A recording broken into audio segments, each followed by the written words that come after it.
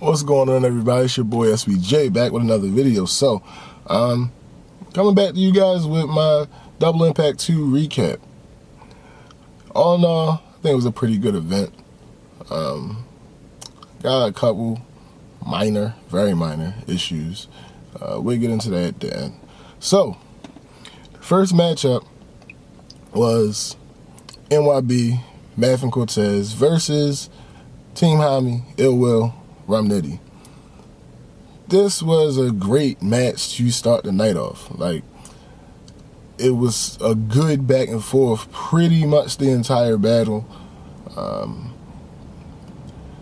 Rum and Ill Will had a little bit of chemistry issues, but that's bound to happen when you got these teams that team up for the first time. Like, they haven't done it before, so it's understandable that they have a little bit of chemistry issues. Math and Cortez was cooking. Their chemistry was what it always is. You've seen them a couple times already. Nothing too, like, crazy to talk about. Not like the bars or nothing. It was definitely some crazy bars, but nothing out of the ordinary happened. Math and Cortez was still, cooking. They got their creative thing going on. I'm going to have to give the battle to Math and Cortez 2-1. If somebody gave it to Rum and Ill, I'm not even mad at that, because I definitely, I think hands down, Rum and Ill got the third round, without a question. I think they had 3 rebuttals in that round, and all of them were not in the beginning of the round, so that's crazy. But yeah, if you see it 2-1 the other way, I'm not even mad at you. Everybody did their thing in this battle, and it set the tone for what should have been a great night. Wasn't quite great, but the next battle was supposed to be Big T and Saga versus Cakes Up, Chest and Steams. Apparently Big T had a death in the family, so he wasn't able to make it. The funeral was that day. But instead, and I was right on my predictions, I said that it would probably be a surprise battle, and it would involve the Goonies. That's exactly what happened. Goonies versus Team Hami. It wasn't advertised, but if it was advertised, it probably would have been advertised as Jackboy and Ryder versus Swave and Moneybags. That's not what we got. We actually got a 6-on-4 rather than a 2-on-2. So, I'll say this, if the Goonies were the only team tonight to do that where they brung in somebody else, it would have went over better. But that's not what happened. In the first round, Swave and Moneybags went first, and in that round, they found out that Twerk was going to be involved in the battle. At the time, I'm like, who is giving out this information? And I'm pretty sure Jackboy revealed that later, but I'm going to get to that. Swave did his thing pretty much throughout the battle. Moneybags was hit and miss for me. And on the other side, Jackboy and Twerk really killed. Ryder had a couple good lines, but I don't know, something was off today. But here's the thing. With this battle, the Goonies, with 3 people, with Twerk, Ryder, and Jackboy, their chemistry was amazing. Outside of, stopping for crowd reasons, their chemistry was, crazy together. And, like I said, if they would have been the only people to do this, it would have went over better. But you ended up having Twerk come in the first round. Twerk was in every round, and he had relatively substantial parts. Now, the crowd is going to love that because, a couple reasons. Twerk is a fan favorite. And it's a free battler. Like, on top of the surprise battle, you didn't necessarily expect Twerk to jump in until Swave gave it away. But there was an issue in the first round where Swave jumped early. Not even jumped early, because Jack Boy brought up PH, but he specifically said, RIP PH, we respect him. But Swave didn't hear that apparently, and it got a little tense. There was a slight scuffle. Had he broken apart, it held the battle up, and that really hurt everything. That really hurt with everything else that was going on. That held the battle up, and then throughout the rounds, Team Jaime ended up having 6 people.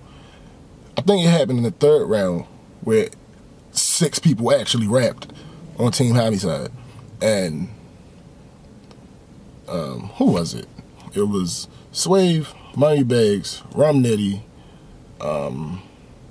forget this dude's name, Mac Maron, O Solo, and Poison Pen. Poison Pen ended the round. By the time it got to the middle of Poison Pen's part, the crowd was booing. So that was round 3. Oh yeah, by the way, Jack Boy basically insinuated that John John was the one that gave Team Jaime the information about Twerk being involved. Not sure how he got it, but, and gave them information about Jack Boy's life and whatnot. So by the time the Goonies got to the part to their round, the crowd was a little restless because the battle went on longer than it should have, and Team Jaime like destroyed. I don't know if this was their plan, but they like killed the dynamic of having more people battle because they were OD with it. As far as the number of people. And the crazy thing about that is this is a night of sore losers, even though it's supposed to be a fun night.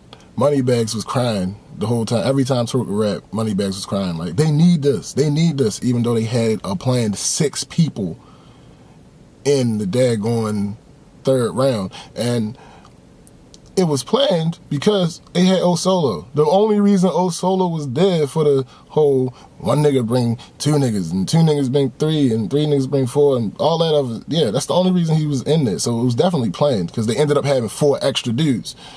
But I'm gonna give this to the Goonies, especially since Team Jaime walked off the stage during the Goonies' third round.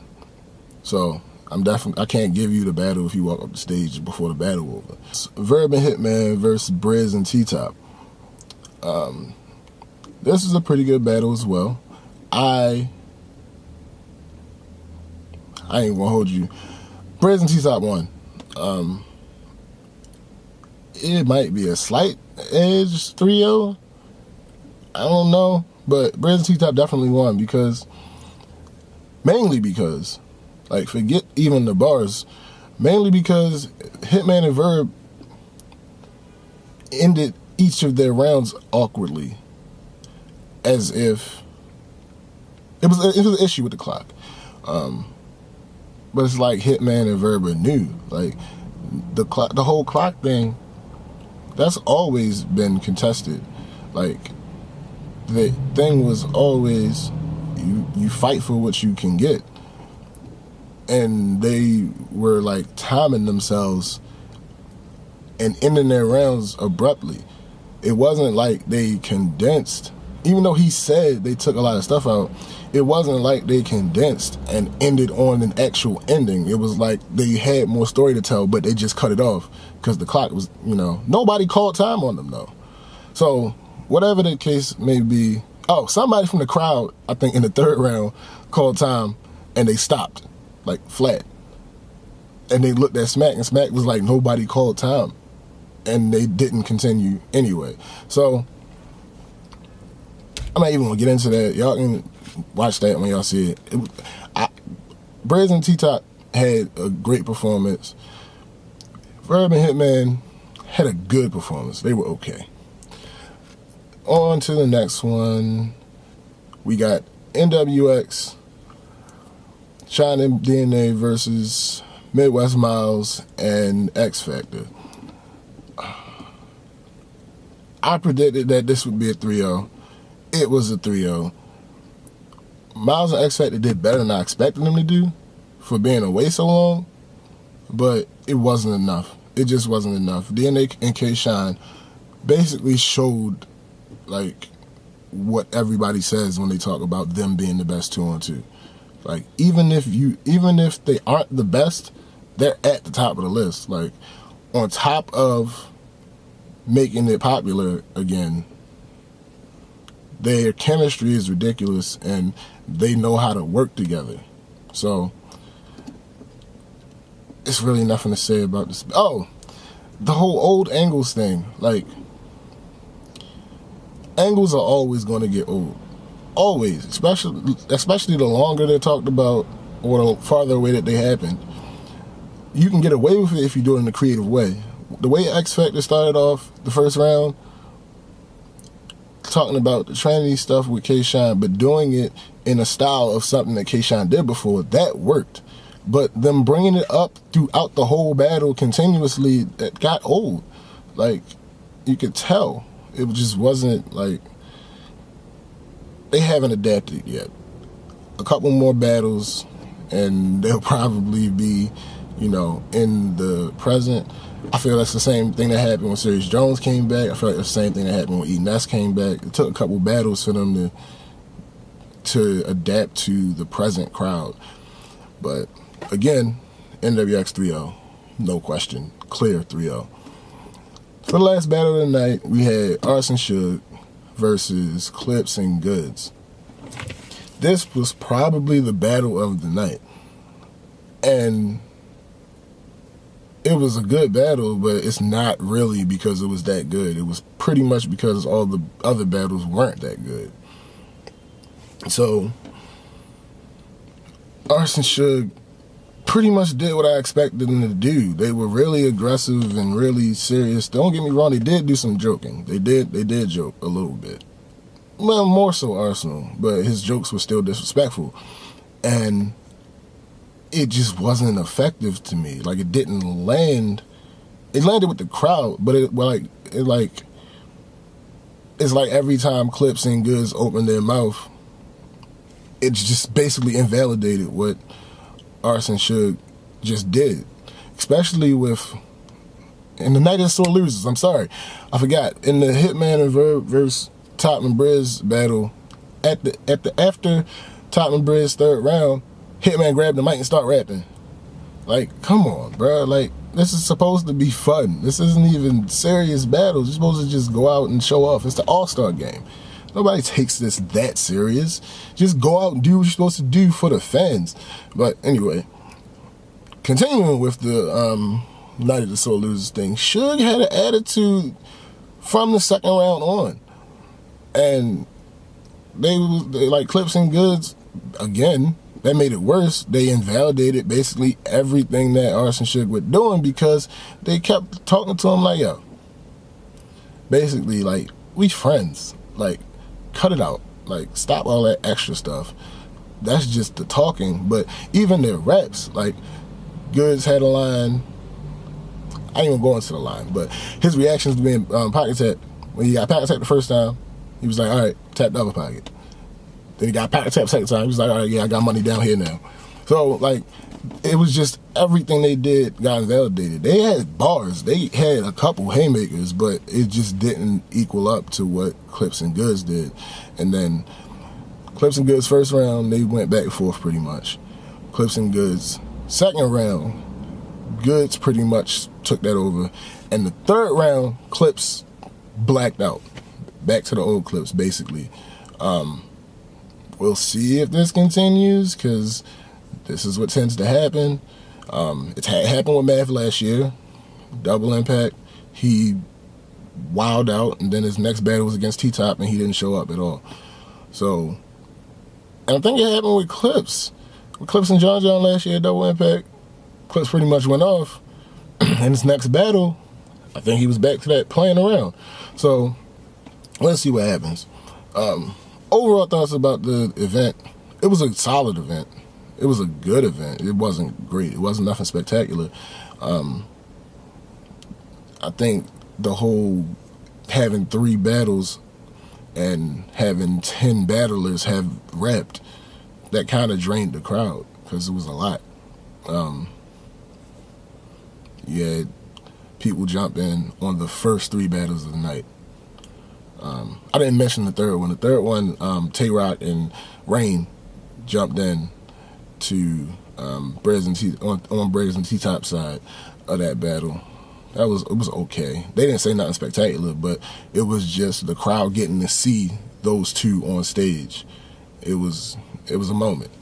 I don't know how many more of these pay-per-views I'm gonna actually buy, because it gets a little repetitive, because every battle has at least 2 Steph Curry lines in it. I heard several Pippen bars. I heard several Mask Off bars. I heard 2 Space Jam references in different battles. I heard 2 Chris Unbiased references in different battles. And I think that works when I'm watching a battle a month or a battle every couple weeks. But if I'm watching a pay-per-view and all of it's back-to-back, that's it's annoying. I went back and watched some of the battles individually after I watched them all together, and those issues were less annoying to me. So I'm gonna do the next couple big URL events. I'm gonna definitely do Summer Madness, and we'll see what happens after Summer Madness, what card that is. I'm probably gonna do that one too, and we'll see where that goes. But anyway, if you guys watched the pay-per-view or were there or whatever, let me know what you think. Do you agree with my winners and losers? Do you disagree? Whatever it is, it's fine. We can talk about it. Put it down there in the comments. That's it for me. Until next time, I'm SBJ. I'll talk to you guys later. Peace.